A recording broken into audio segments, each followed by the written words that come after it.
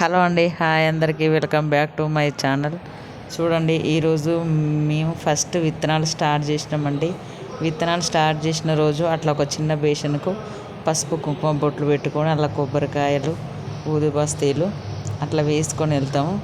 బాయకాడికి అన్నం కూరలు వస్తారు కదా అని కొంచెం ఎక్కువ అన్నం చారు ఎక్కువ పెట్టుకొని పోయినా, దాంట్లో ఒక స్పూన్ మర్చిపోయినా కదా అని చూసుకున్నా. స్పూన్ మర్చిపోయినండి, మళ్ళీ ఆ స్పూన్ అల్ల వేసుకొని బావి దగ్గరికి వెళ్ళినాం.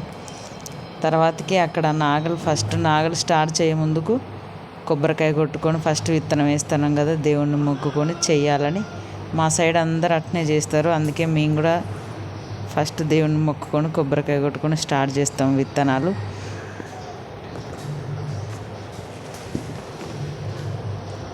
ఫస్ట్ మొదటిసారి పంట కదండి, ఎవరైనా అంతే చేస్తారు. ఫస్ట్ మనం పసుపు ఇంపార్టెంట్ కదా, మనం ఫస్ట్ విత్తనాలు వేసేటప్పుడు మా సైడ్ అయితే ఎక్కువ పసుపులు పండించుకుంటాము. అందుకే మేము దాన్ని ఎక్కువ ప్రాధాన్యంగా తీసుకుంటాము. చూడండి, నాగలి స్టార్ట్ మనం దేవుని మొక్కి కొబ్బరికాయ కొట్టిన తర్వాతకి నాగలి స్టార్ట్ చేసిండు. ఆ నాగలి ఫస్ట్ పోయిన సాల్లో పసుపు వేయొద్దు అన్నాడండి, అందుకే వేయలేదు మేము.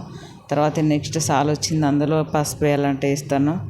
మా కూలోళ్ళు ఏమో ఫస్ట్ నువ్వు వేయమ్మ విత్తనం కదా, నువ్వే ఫస్ట్ వేయమంటే నేను వేస్తాను. ఒక 5-6 కొమ్ములు నేను వేసిన తర్వాతకి మళ్ళీ వాళ్ళు స్టార్ట్ చేసి వాళ్ళు వేస్తానండి. ఆ మారు చాలా పొడుగునేసరికి వాళ్ళందరూ అడిచి చివరకు పోయారు.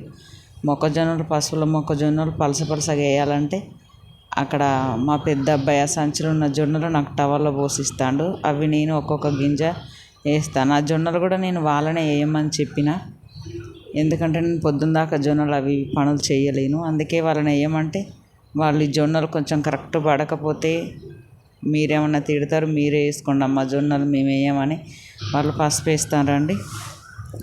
వాళ్ళు పసుపు వేస్తా అంటే నేను జొన్నలు వేసుకుంటున్నాను నిమ్మలంగా. ఆ జొన్నలు వాళ్ళ పోసిన తర్వాతకి మళ్ళీ ఆ ప్యాకెట్లో ఏదో ఒకటి మందు ప్యాకెట్ ఉంది మమ్మీ అని మా పెద్ద బాబు చెప్తే మళ్ళీ ఆ ప్యాకెట్ తీసి ఆ జొన్నలలో కలుపుకొని వేస్తానండి. ఈ కుక్కపిల్ల అల్లరి చూడండి మాది. ఫస్ట్ టైం చేను దగ్గరికి అలవాటు చేద్దామని ఆ కుక్కపిల్లని తీసుకుపోతే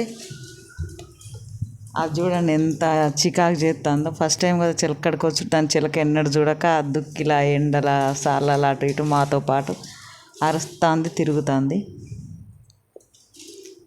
చూడండి, జొన్నలు మేమైతే సాలు తప్పించి సాలు వేస్తాను.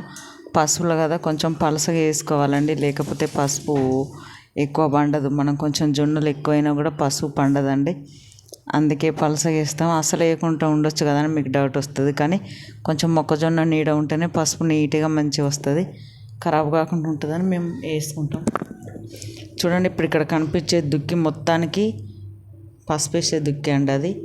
పసుపు ఇక్కడ వరకు వస్తుందో రాదని అచ్చుదోలు ఉంచినాము. పసుపు వచ్చేంత వరకు వేసి తర్వాతకి పత్తి గింజలు పెట్టొచ్చులే అన్నట్టుగా అక్కడ వరకు అచ్చుతోలు ఉంచినాం. మేము మాత్రం విత్తనం పసుపు కొంతమంది నేల మీద ఒక రూమ్లో కుప్పపోసి ఉంచుతారు, మేము తట్టు బస్తాలలో వేసి నెట్ వేసుకుంటాము. అవి మళ్ళీ పసుపు వేసే రోజు అట్నే బస్తాలు వేసుకొస్తాం. చూడండి, సాళ్ళు ఎంత చక్కగా తీసిండో నాగలి సాళ్ళు.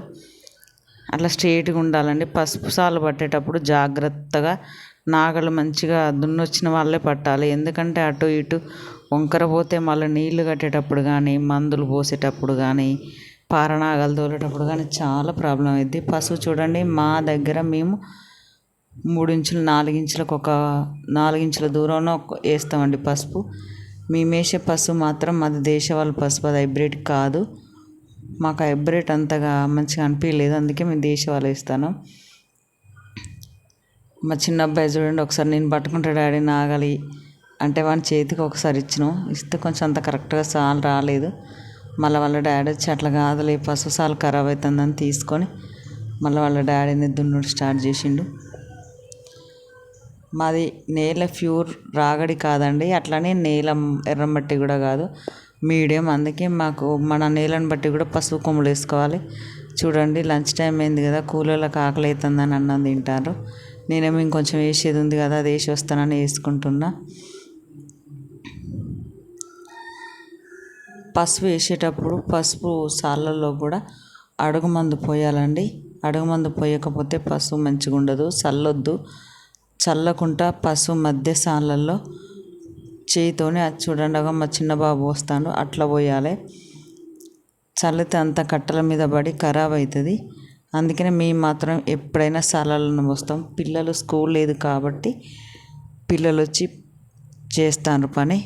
పసుపు వేసుడు అయిపోయిందండి. వేసిను ఆ సాలను కూడా క్లోజ్ చేస్తారు. అది అయిపోయిన తర్వాతకి గొర్రు తోలాలండి. గొర్రు తోలితే పైన పసుపు పైన ఉన్న ఆ కట్టెల పైన ఉన్న మట్టి బిడ్డలు ఏమన్నా ఉంటే అటు ఇటు పడిపోయి పసుపు మొక్కలు కానీ మొక్కజొన్నలు కానీ నీట్గా మంచిగా వెళ్తాయండి. ఆ పైన బిడ్డలు ఉండేసరికినే ఆ మొలకలు సరిగ్గా వెళ్ళవు.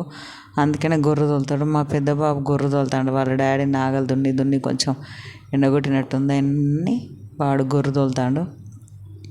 చూడండి గొర్రు తోలిన సైడ్ ఎంత నీట్గా వచ్చిందో.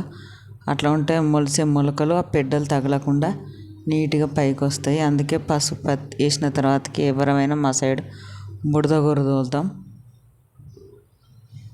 మనం ఇంత కష్టపడి వేస్తాం కదా, వేసిన తర్వాతకి వర్షాలు రాకపోయినా కొంచెం వర్షాలు వెనుకకైనా అలా వేసిన భూమిలో పడ్డ విత్తనాలు ఖరాబ్ అయిపోతాయండి. వర్షం వచ్చి అవి మొలకెత్తిన దాకా టెన్షన్ ఉంటుంది. పత్తి గింజలు పెట్టి పసుపులు వేసి వర్షాలు రాకపోతే ప్రాబ్లం అయింది కదా. అందుకే మళ్ళీ వర్షాలు పడి అవి మొలకలు వచ్చేంత వరకు టెన్షనేనండి. ఈ వీడియో మీకు నచ్చినట్టయితే షేర్ చేయండి, లైక్ చేయండి, సబ్స్క్రైబ్ చేయండి.